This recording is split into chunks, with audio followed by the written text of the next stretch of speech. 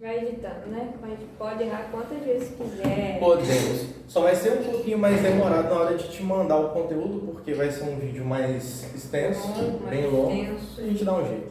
Qual o nome do seu canal? Cara, eu acho que é o meu nome, Israel Thompson. Eu não tenho certeza. Eu sei falar Israel Thompson? É, Thompson. Israel Thompson. Israel Thompson. Nome chique, né? Meu avô. Israel Thompson. Ó, estamos bem enquadrados. Bem enquadrado. Bora começar? Bora começar. 2, 3. Tinha que ter aquele negócio assim, né? Depois a gente faz uma abertura, uma chamada, assim, vai ficar legal. Bem... Vai ficar da hora. Vai cortar essa parte? Eu achei legal. Bora começar. 1, 2, 3 e... Valeu! É porque a gente não tem edição, mas a gente faz o que pode, né? Com certeza. Eu tô aqui com o Israel Thompson. Isso aí, Vitória. Thompson, acertei. Sei, nome chique, tá? Meu amigo da teologia. E eu tô aqui pra gente falar sobre cristianismo e Estado. Hoje a gente vai ser polêmico, né, Israel? Vitória, é um assunto um pouco polêmico, né? Vamos ver se o pessoal vai estar disposto a ouvir a gente, né? Mas se não tiver, também não tem problema, não. Tem não. Tem não. A gente fala do mesmo jeito. A gente fala do mesmo jeito. Bora lá? Bora. Então, Israel, eu queria conversar um pouquinho sobre as questões que têm acontecido na política, na sociedade. Está tendo muito conflito entre religião, política, esses assuntos, né? E isso tem me preocupado bastante, porque alguns não sabem se posicionar em relação a isso, e tem outras pessoas que sabem se posicionar, sabem discutir sobre o assunto, mas elas ficam retraídas com medo de serem repudiadas, caluniadas, até mesmo dentro da igreja. Então, esse é um assunto bastante polêmico. O que eu queria deixar claro aqui o meu ponto de vista em relação a cristianismo e Estado, que são coisas bem singulares. Por exemplo, o Estado ele tem seu papel de governar, de administrar as leis do Estado.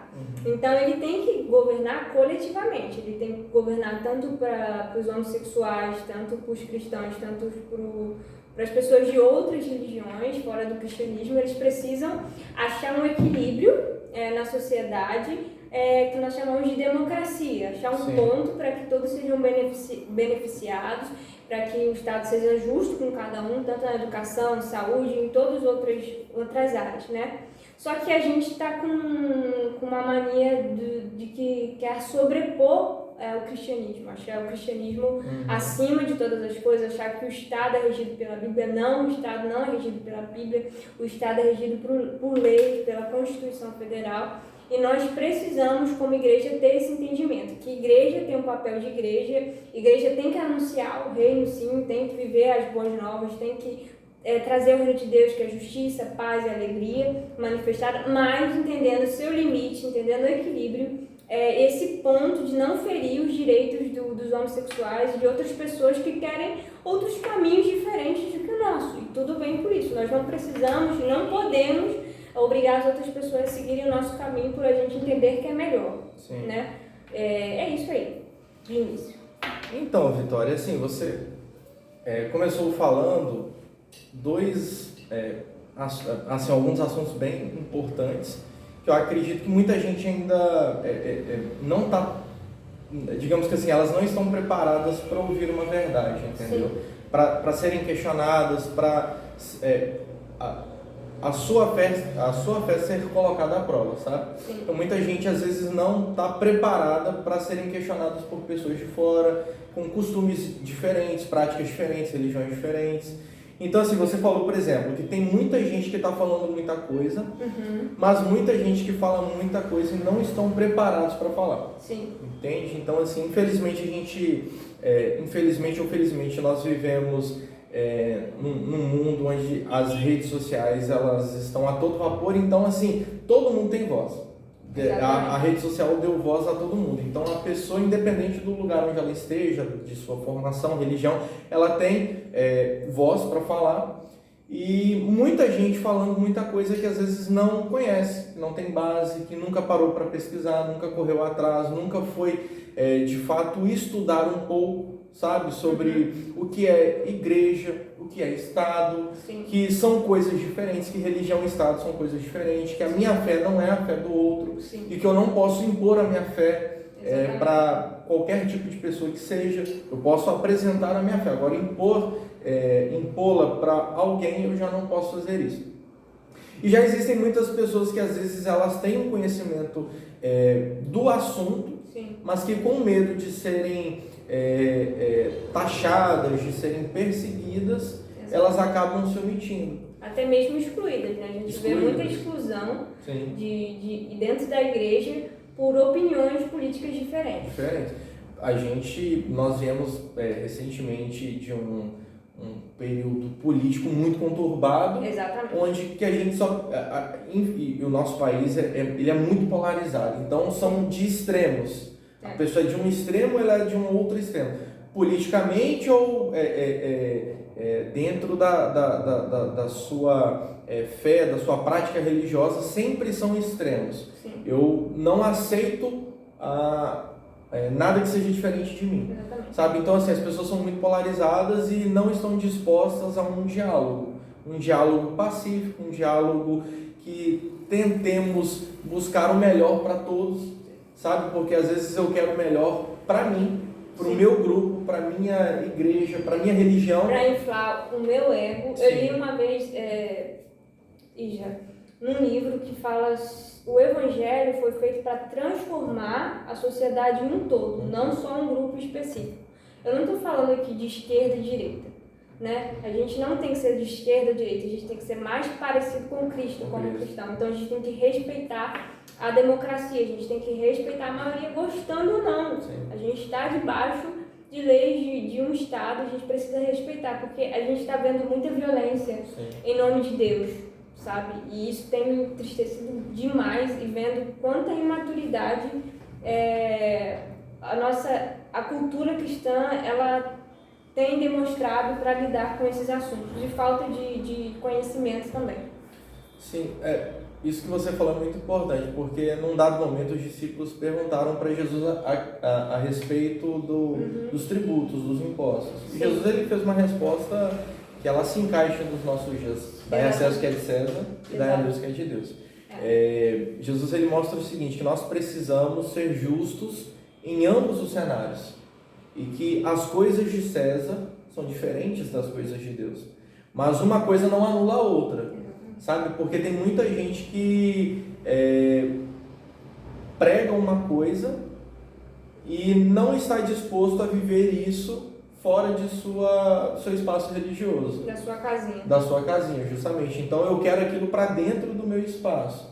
Então são pessoas que às vezes vão fazer diversos questionamentos e vão ter práticas que não são coerentes com o Evangelho. Então Jesus ele deixa isso muito claro. As coisas de César nós devemos dar a César, que no caso César ele representava o Estado, representava o Império, e as coisas de Deus também. E são coisas diferentes. Eu não posso querer, por exemplo, tratar a sociedade como eu trato a minha igreja. O grande problema ele acontece quando a gente mistura os papéis, digamos assim. Eu quero agir na sociedade como eu ajo dentro da minha igreja. Não tem como. Não tem como, são coisas completamente diferentes. E Jesus ele deixa muito claro, a palavra de Deus deixa muito claro, que o mundo jaz no maligno. Eu não vou conseguir mudar a sociedade, eu não vou conseguir mudar o meu cenário. Eu posso tentar melhorá-lo da melhor forma possível. Eu acredito que o papel da igreja, dentro dos muitos papéis da igreja, um deles é tornar o lugar onde nós estamos melhor. Trazer justiça, trazer isso que é manifestar o reino de Deus. Quando Jesus ele ensina pra gente, ali na oração como conhecida do Pai Nosso, ele diz assim, venha o teu reino. Então a igreja ela clama para que o reino de Deus ele venha. O mundo ele é injusto? Sim. Mas nós, enquanto igreja de Jesus, manifestando o reino de Deus, nós podemos trazer justiça onde nós estamos. Eu não posso esperar que o mundo seja um mundo justo, mas eu, enquanto um discípulo do reino de Cristo, eu posso ter atos de justiça. Sim. Então, assim, e são papéis que foram dados para a igreja. Sabe, Vitória, porque assim, eu vejo muitas pessoas questionando práticas do Estado ali, desde o macro ao micro, em grande escala, em pequena escala, mas essas pessoas nunca fizeram aquilo que Jesus falou para que elas fizessem, sabe? Quando a gente percebe, e Tiago ele fala sobre isso na sua carta, ele fala que a religião verdadeira é cuidar dos órfãos e das viúvas, ou seja, cuidar dos vulneráveis. Isso não é papel do Estado, embora o Estado também tenha que fazer isso, Sim. Mas esse é o real papel da igreja. O sentido Sim. da igreja está em ajudar esse tipo de gente. A gente é isento de impostos por causa disso, porque a gente tem uma contribuição para o Estado. Mas a partir do momento que a igreja fica impondo ao Estado aquilo que a igreja precisa fazer, isso enfraquece. Sim. A igreja, como tem acontecido, a gente tem se aliançado muito a essa situação de que há criado idolatrias políticas que vão causar redenção. A política não vai causar redenção, a política não vai gerar resultado. O que gera resultado na transformação do homem é o Evangelho. Sim. Não tem como. Se você fazer a conta não fecha. Então a gente não pode querer insistir em algo, impor, colocar na conta do Estado aquilo que ele não pode fazer. A gente não pode cobrar do homossexual, das prostitutas, de todas as outras pessoas, de qualquer tipo de outra religião, de outra atmosfera, praticar coisas que não competem a elas competirem, sabe? Que não, a gente quer fiar o evangelho goela abaixo da pessoa. Não, você tem que seguir isso aqui porque isso aqui é o certo. A gente não pode impor a verdade, a gente não pode ter esse desejo egoístico, né, digamos assim, de cada ser humano.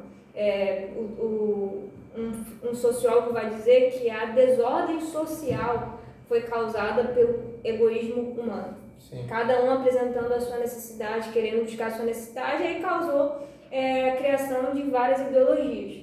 Então, essas ideologias é para suprir a necessidade de cada indivíduo, com cada desejo, com cada vontade, e aí vai gerando uma sociedade egoísta. Mas a partir do momento que eu abro mão dos meus desejos, da minha vontade, para suprir a necessidade do outro, para ajudar o outro, para amar o próximo, para estender a mão, aí já funciona a rotatividade saudável do nosso Estado, da igreja também. Eu acredito, Vitória, que nós deveríamos ser o espelho Exatamente. para o Estado, para outras religiões, para outras pessoas. A prova de que dá certo. Que dá certo, justamente. Então, assim, eu não posso esperar que outras pessoas façam aquilo que Jesus falou que é para que eu faça, para que nós façamos. É o que? É a igreja de Jesus. Sim. Entende? Independente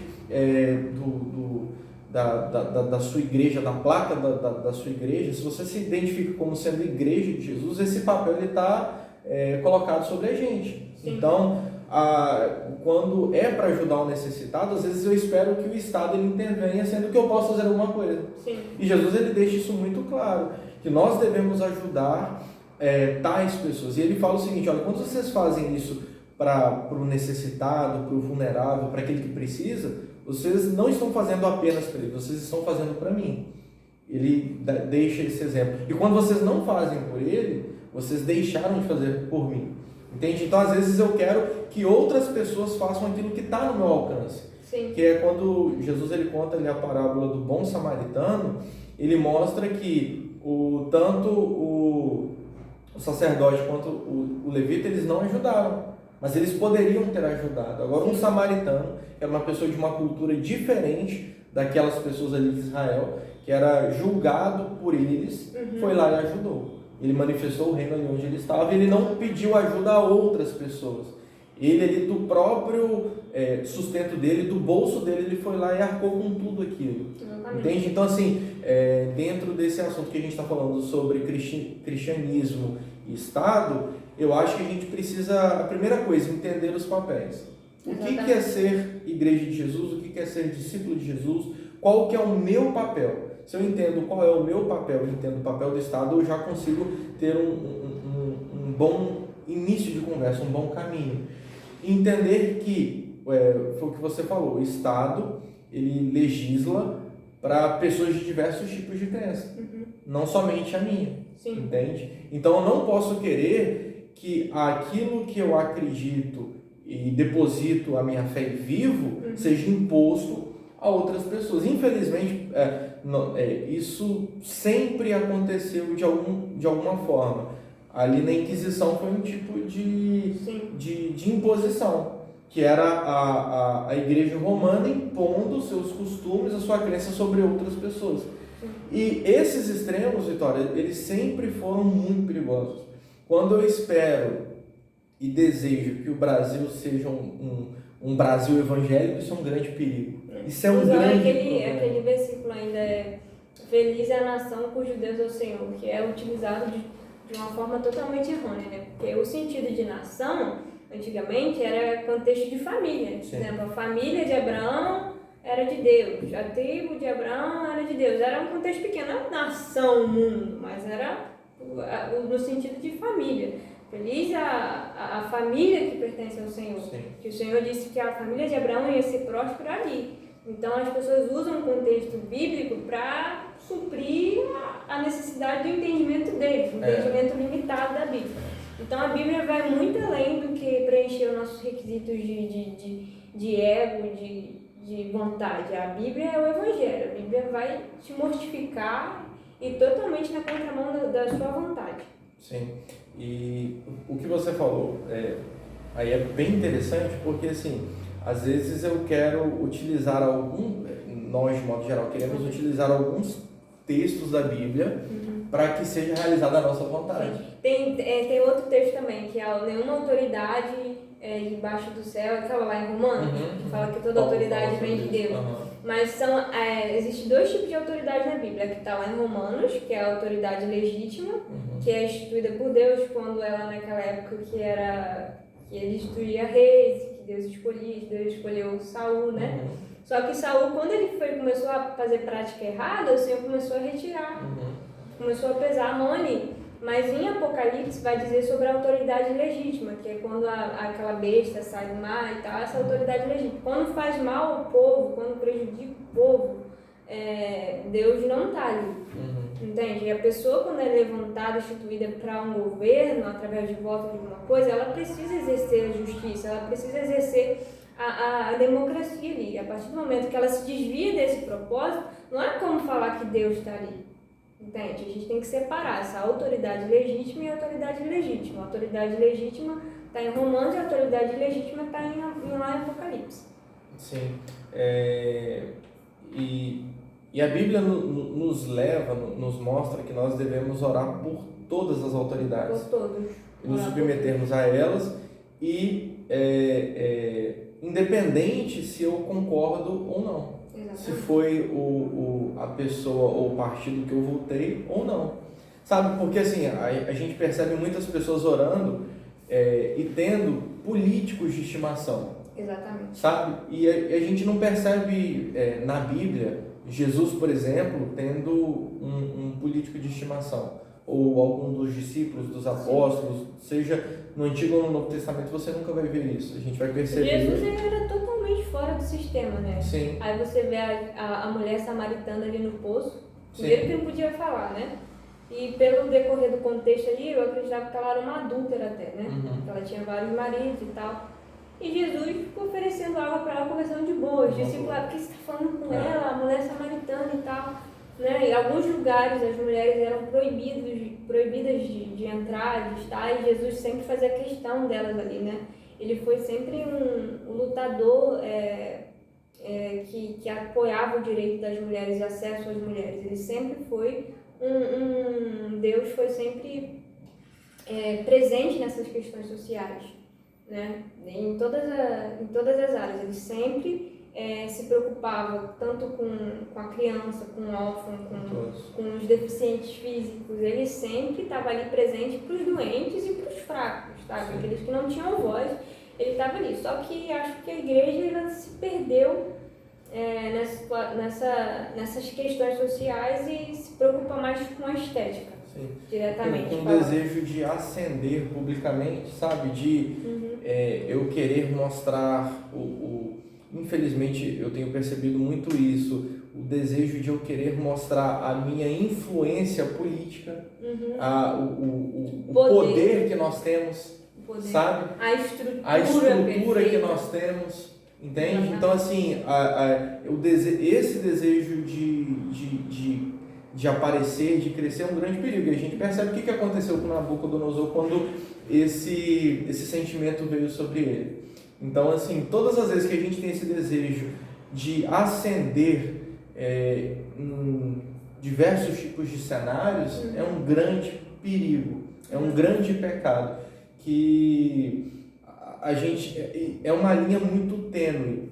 Então, assim, foi o que você falou, Jesus ele veio para, e Jesus ele fala isso em Mateus, ele fala assim, olha, eu não vim para os sãos, eu vim para os doentes, eu não vim para aqueles que precisam, para aqueles que não precisam, eu vim para aqueles que precisam, para os necessitados. Para eles. A gente percebe Jesus sempre andando com aqueles que ninguém queria andar, com a escória da sociedade. Então, Jesus ele estava com esse tipo de pessoa. E as pessoas não... os judeus ali naquela época não receberam Jesus, por quê? Porque eles esperavam que o Messias viria para restaurar o reino de Israel. E não foi o que Jesus fez. Jesus ele não veio trazendo uma restauração política ali para aquelas pessoas, econômica. A gente não percebe isso, mas na cabeça deles aquilo dali iria acontecer. Jesus viria como um rei para reinar sobre aquelas pessoas, para trazer, enfim, impor algo para aquelas pessoas, para trazer justiça para aquelas pessoas. E a gente não percebe, a gente percebe um Cristo completamente diferente daquilo que eles esperavam que viria, entrando em Jerusalém, assentado numa jumentinha. Entende? Estando ali entre publicanos, meretrizes, pecadores. Jesus ele estava com esse tipo de pessoas. Jesus ele não estava com os religiosos daquela época. Isso é também muito interessante a gente falar, que a gente percebe que Jesus ele tinha muito mais facilidade de lidar com um pecador que sabia que era pecador do que com um religioso, que não via a sua religiosidade. E às vezes que a gente percebe Jesus lidando com os religiosos, não eram conversas, digamos que pacíficas. Era sempre mostrando que eles, que tinham que ser o exemplo, que tinham que dar o exemplo, não estavam fazendo nada daquilo. Estavam fazendo acepção de pessoas, estavam entendendo e praticando a palavra de Deus para realizarem as suas próprias vontades, seus desejos, e haviam deixado o real significado do que Deus quer pra gente. Entende? Então a gente percebe Jesus indo numa contramão, sempre mostrando, olha, vocês estão errados. Assim, os profetas, você vê na Bíblia, os profetas, eles dividiam as profecias se dividiram em duas etapas, biblicamente. A primeira etapa foi quando os profetas eles denunciavam o pecado do povo, né? Vamos se converter, volte ao Senhor, essa questão toda de profeta. A segunda questão do profeta foi para denunciar as questões políticas, as questões sociais do tempo. Então, é importante a igreja se posicionar em relação a isso, mas entendendo o limite, entendendo o ponto e o equilíbrio até onde a gente pode intervir, né? Essa questão polêmica aqui do aborto. A questão de crianças indefesas que não podem ali ter voz, né? Então a igreja precisa se levantar como voz ali, respeitando claro o limite da sociedade. Agora questionar porque os homossexuais estão tendo direito, acontecendo várias coisas ali, querendo impor a cultura cristã dentro do Estado, não vai acontecer. Porque da mesma forma que eu costumo dizer que é uma roda que gira, né? O cristão quer liberdade de expressão, quer liberdade de cultuar, liberdade de tudo. Mas e se as pessoas da religião africana, de outras religiões, quererem essa mesma liberdade? Sim. Cara, isso é muito interessante. Será que a gente vai querer?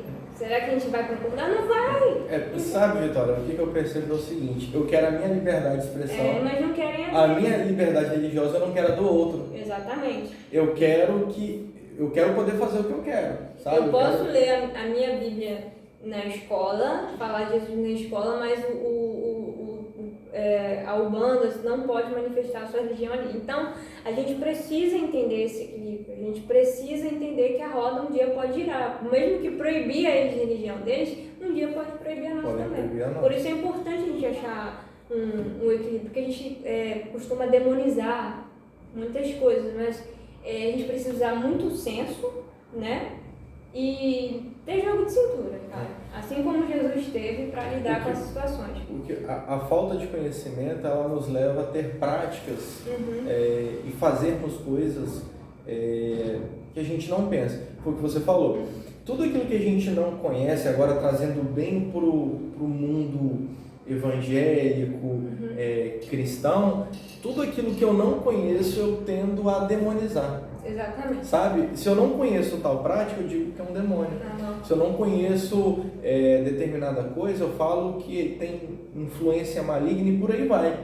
Sendo que às vezes eu nunca parei para pesquisar, nunca entrei na internet para buscar conhecimento, nunca peguei um livro, nunca tive uma conversa pacífica com alguém que era diferente. E Jesus, ele sempre conversava com pessoas diferentes dele, o tempo todo. Jesus, você deu o exemplo aqui da mulher samaritana. Ele vai e conversa com uma samaritana. Jesus, ele conversa com uma mulher cirofenícia, pessoas de outros povos.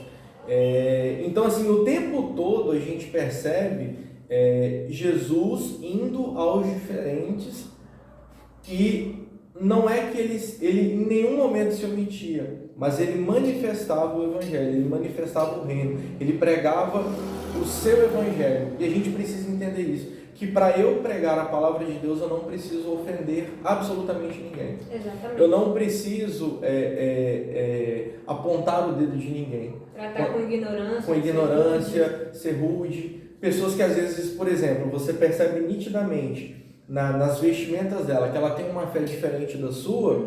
Quantas vezes muitos de nós evangélicos fomos incoerentes, distratamos, foram lá, fizeram o sinal da cruz e deram meia volta e passaram distante e passaram ao largo.